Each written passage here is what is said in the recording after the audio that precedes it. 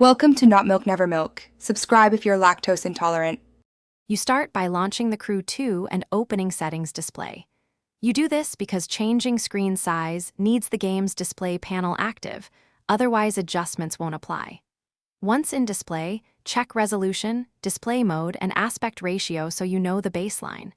Make sure to set display mode to windowed or full screen, depending on your goal.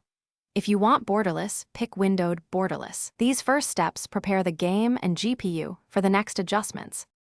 Now you change the actual screen size by selecting a resolution that matches your monitor. Higher values increase clarity but cost performance. Next, set display mode. Full screen gives exclusive control, windowed is flexible, borderless combines both.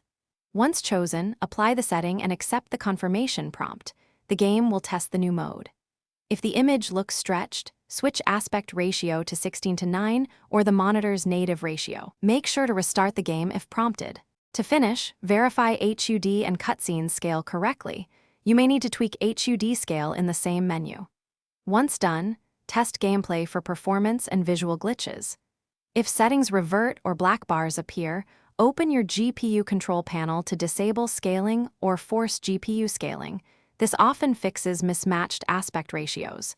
If nothing helps, reset display to defaults and reapply changes step by step so you can isolate the issue. One tip: keep a note of original settings before changing.